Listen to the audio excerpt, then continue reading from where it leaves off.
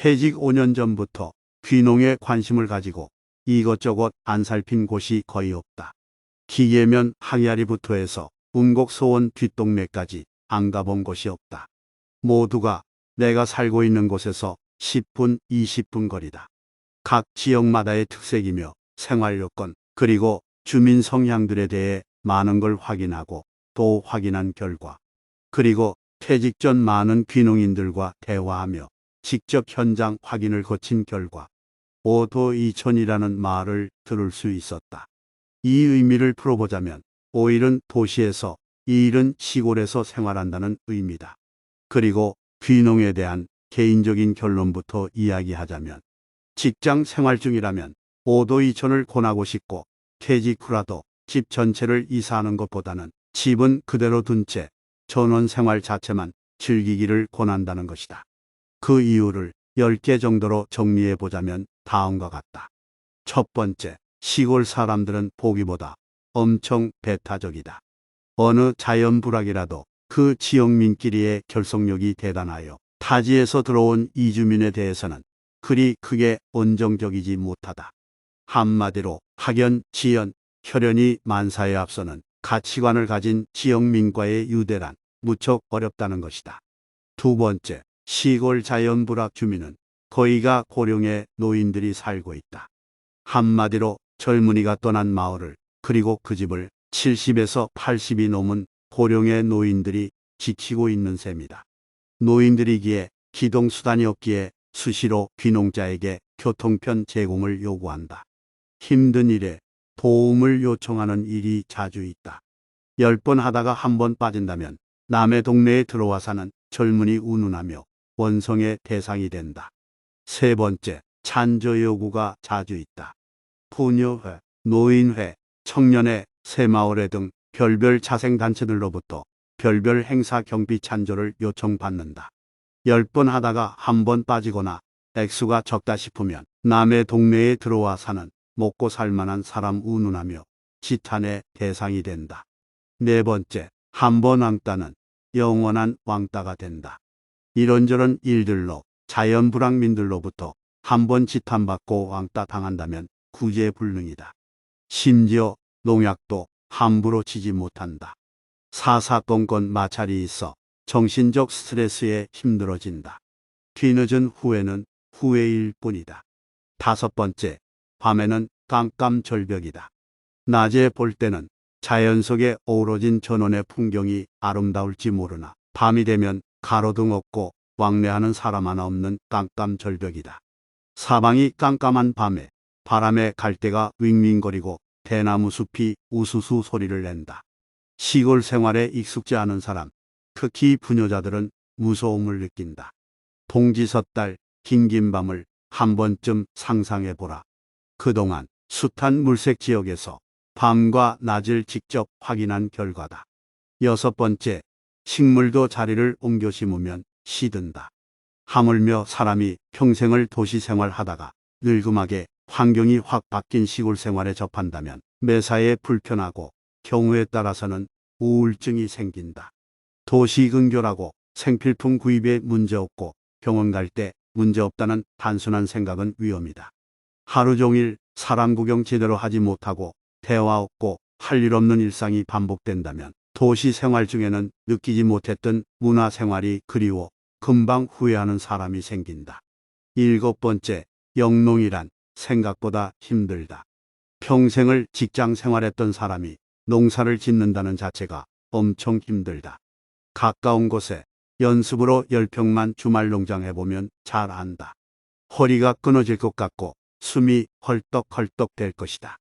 무엇보다 영농 면적이 50평 이상만 되어도 삽과 호미 인력으로는 감당 안 된다. 결국 이래저래 농기계를 구입해야 한다. 여덟 번째, 재산 가치를 생각해야 한다. 자식들 모두 도시에 나가 살고 있다. 늙음하게 내 재산 정리하여 시골에 올인한다면 더 늙어 자식 곁에 간다든지 언젠가 시골 재산을 자식들에게 주어야 할 때 과연 처리가 쉬울까를 생각해야 한다. 경우에 따라서는 필요할 때 현금화 처리가 쉽지 않고 평생 강제적으로 돈이 묶이는 상황이 올 수 있다. 나이가 들수록 가지고 있는 재산의 처리, 쉽게 말하면 현금화가 쉬워야 한다. 자산의 유동화가 쉽고 간편해야 한다는 것이다. 아홉 번째, 가까웠던 사람이 점점 멀어진다. 전원생활 처음 시작되는 자식들도 자주 오고 집안이며 친구들도 삼겹살 사들고 자주 온다.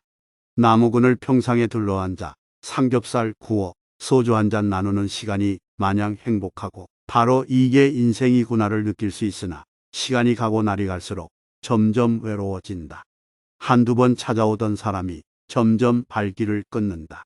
자식도 멀어진다는데 바쁜 사람들이 뭐하러 시골 구석에 자주 올 것인가.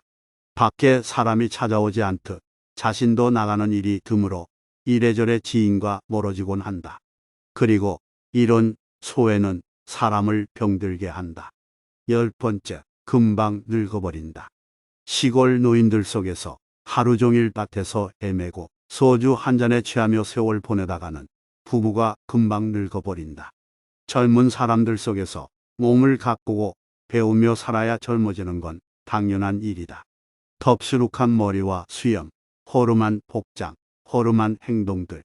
귀농을 하면 스스로에게 쉽게 발견할 수 있는 모습들이다. 그리고 직장 생활 중의 일과 농사일은 근본적으로 다르며 완전 중노동이라 늙음하겐 아무래도 버거운 것이 사실이다. 그렇기에 지금 살고 있는 곳에 계속 살든지 아니면 자식들 근처에 이사하여 주변 가까운 곳에 50평 미만의 땅을 임대하여 처자식과 함께 왔다 갔다 하며 주말 농장 형식으로 생활하는 것을 적극 권장한다. 지금은 자식들이 있는 도시로 이사를 하여 주변에 손바닥만한 땅에 주말 농장 형식으로 재미를 붙이며 살고 있다. 한마디로 말해 개인 생활 충분히 즐기며 소일거리 혹은 취미생활 정도로 주말 농장을 하고 있는 것이다. 손바닥만한 주말 농장에서 얻은 야채며 과일들만 해도 자식들과 함께 나누어 먹기 충분하고 김장 걱정 안 하며 살 수 있다. 귀농은 생각보다 힘들다. 깊이 생각하고 결정해야 한다. 노후에 후회 없는 생활에 조금이나마 도움이 되기를 바란다. 명절을 앞둔 일요일 새벽, 추적추적 비가 내린다. 제법 크게 귓전에 들려와 이른 잠을 깨운다. 어느 한순간부터 경기는 얼어붙었다. 부동산 경기가 얼마나 좋으냐에 따라 우리 서민들 생활도 들쭉날쭉한다. 도시 생활에 지쳐 시골살이를 계획하는 햇병아리 귀촌자에게는 그래도 생전 경험해보지 못한 이것이 언제나 로망이다. 귀농 귀촌, 이 역시 한때의 유행처럼 스쳐 지나가는 것일까. 벌써 제주도는 귀농 귀촌이 시들해졌다고 하는데 말이다. 한때는 제주살이 열풍으로 너도 나도 제주도로 이주하는 것이 유행이었는데 어쩌다 이렇게 변해버린 것일까. 제주도는 10년 만에 유입인구가 무려 10분의 1로 줄었다고 한다. 그렇다면 우리가 사는 시골은 어떨까? 제주도와 별반 차이는 없는 것 같다. 날이 갈수록 인구는 줄어들고 있다. 유입인구가 조금 늘었던 그때도 사실은 우리 시골 인구는 점점 줄었다. 이제 인구 소멸은 도시나 시골이나 할 것 없이 고민거리다. 요즘 들어 부쩍 시골 인구가 줄어드는 것 중 가장 큰 이유가 부동산 경기 탓일 수도 있다. 여유 자금이 충분한 가정이라면 시골로 이주하는 것이 별 문제가 없겠지만 살고 있는 집을 줄이거나 팔아야 할 사람들에겐 어려운 문제다. 지금 우리 모두는 팔리지 않는 집을 붙잡고 벼랑 끝을 걷는 심정일 것이다. 시골 역시 마찬가지다. 시골 부동산 매물 중 특히 사과 과수원 매물 대부분은 귀농을 택해서 오셨던 분들 것이다. 한때는 부푼 꿈을 안고 시골로 이주한 분들이 왜 돌아서는 것일까? 가끔 만나 차 한잔 나누거나 식사를 함께하는 후배가 어느 날 한탄스런 한숨을 내쉬면서 속을 내보인다. 고된 노동과 마이너스 수입, 그리고 해를 거듭해도 수입은 현상 유지 아닌 마이너스. 소득이 나를 시골에 붙잡아 두지 못하고 떠나게 하고 있다고 말이다. 모두가 처음엔 그랬다. 나는 잘할 수 있다고 말이다. 물론 나도 그때는 그랬다. 그러나 현실은 우리가 생각하는 그 이상으로 어렵고 힘들다. 농비를 계산할 때는 언제나 내 인건비는 제외하고 계산했다. 그럼에도 손에 쥐는 것은 없었다. 내년에는 좀 더 나아지겠지 기대를 하면서 그렇게 또 한 해 한 해를 보냈지만 결국 돌아온 답은 마이너스 통장에 이자만 늘어난 것뿐이다. 막다른 길에 잃은 나의 후회는 스스로를 괴롭힌다. 요즘 들어 부쩍 부부싸움도 늘어났단다. 시골살이 처음 시작할 때는 수십 킬로 떨어진 영화관도 종종 갔었는데 말이다. 어느 순간 생각해보니 그때가 언제였는지 생각도 나지 않는단다. 손에 절대 흙 묻히지 않게 해주고 예쁘게 집을 짓고 잔디밭을 만들어 평생 정원만 가꾸게 해주겠다는 약속은 이미 깨졌지만 그건 역시 언제부터 그렇게 되었는지 사실 기억조차 못한다. 한 해 한 해 나이는 먹어가고 육체적 체력은 떨어지는데 얻어지는 소득은 날이 갈수록 쥐뿔도 없으니 깊이 생각했단다. 더 늦기 전에 떠나자고 말이다. 그러나 막상 떠나자고 했지만 이제는 얼어붙은 부동산 경기에 발목 잡혀 계획했던 시기를 점점 놓치고 있단다. 중개업소 몇 군데 들려 매물로 내놓아 보았지만 오는 사람들마다 왜 팔려고 하느냐는 그 이야기만 궁금해할 뿐 계약하자는 사람은 없단다. 2천여 평의 땅을 사고 집을 짓고 과일 나무를 심고 하면서 초기 투자에 너무 많은 농비를 쓴 것을 후회하고 또 후회했단다. 그때 들어간 비용과 물가 상승률을 따지고 주변 거래 시세를 생각해 부른 것이 매물이 빨리 팔리지 않는 이유는 아닌지 고민 끝에 과감하게 3천만 원을 내려도 보았다. 하지만 여전히 찾는 발걸음은 날이 갈수록 줄어들어 나날이 초조해지고 있단다. 지금 내가 사는 농촌 현실은 이렇게 어렵다. 계속해서 농사를 짓겠다는 사람보다 기회가 되면 떠나겠다는 사람이 더 많다. 이미 지난해 옆 동네에 살던 지인 두 사람은 떠나갔다. 전화번호까지 바꾸고 어디로 가셨는지 소식조차 알 길이 없다. 도시보다 비싼 물가와 유류비 그리고 난방비가 내 시골살이 발목을 잡을 수도 있다. 얻어지는 소득보다 소비해야 할 지출이 많은 곳이 시골살이다. 아무런 생각 없이 그냥 시골이 좋아 결정한다면 오래지 않아 내 후배와 비슷한 상황에 이른다. 달콤한 사탕 발림에 넘어가지 말아야 한다. 무슨 보조금이니 저리 융자금이니 심지어 내 돈 한 푼 없어도 3억까지 토지 사는데 빌려준다고 덥석덥석 받아 쓰다간 결국 남는 것은 빚밖에 없다. 그리고 손쉽게 얻어지는 작물 또한 없다. 거름 주고 가꾸고 풀 메고 물 주며 항상 일기예보는 귀에 달고 살아야 한다. 옛말에 땅은 우리를 속이지 않는다고 했다. 하지만 농산물 시세는 늘 우리를 들었다 놓았다 한다. 벌써부터 꽁꽁 얼어붙은 대지에 걸음을 펴고 과일나무 가지치기는 시작되었다. 올해는 조금 이른 남녘의 봄 소식이 전해온다. 귀농, 결코 쉽지 않은 일이다. 정신 바짝 차리고 다시 한번 크게 심호흡을 하고 계획을 바로 잡기를 나는 바란다.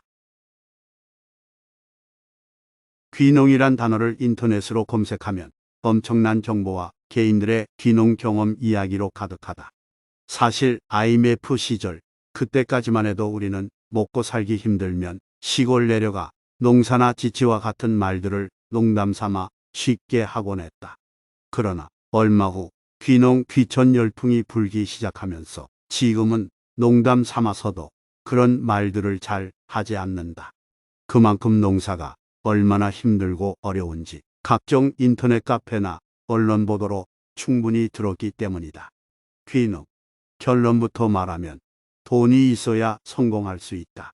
충분한 자금력이 없으면 그저 자신이 일한 일당벌이만큼의 소득도 힘들다. 부모님이 농촌에 거주하고 땅이 있어 귀농하는 것과 아무런 연고도 계획도 자금력도 넉넉하지 않은 상태에서의 막연한 귀농은 제일 먼저 실패하는 원인이 될 것이다. 지금의 농업은 자금력과 경쟁력, 그리고 남들보다 빠른 정보를 잘 갖추어야만 살아남을 수 있다. 우리 농촌은 도시에서 생각하는 것처럼 여유가 있는 곳이 아니다. 농부를 직업으로 선택했다면 더욱더 치열한 경쟁 속에 살아야 한다는 삶에 대한 각오가 있어야 한다. 농촌으로 귀농하였다고 환영하는 사람도 없고 시골 인심 따위는 기대하지도 말아야 한다. 오히려 도시 인심보다 못한 것이 시골 인심이라고 후회하는 사람들이 더 많다는 것 또한 잊지 말아야 한다. 또 정부에서 귀농자에게 각종 지원을 한다고 귀농 정보지에 알리고 있지만 은행 융자 지원뿐이다. 이자를 갚지 못하면 곧바로 압류만 있을 뿐이다. 그리고 빈집 수리비로 500만 원을 지원해 주고 있다. 그러나 보일러와 내부 수리 약값만 해도 턱도 없이 모자라는 금액이다. 또한 귀농 정착금 지원도 한다고 하지만 실상은 받기가 참 까다롭고 힘들다. 산촌이나 농촌에는 노는 땅이 많다.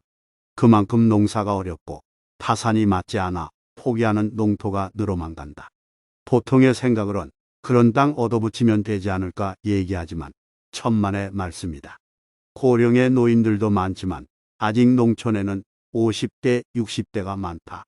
이 사람들은 수십 년의 농사 경험과 각종 장비로 무장되어 논 농사 몇만 평은 기본이고 밭농사 역시 돈이 될 만한 토지는 토지를 얻어 인부를 사서 대규모 농사로 경쟁하고 있다.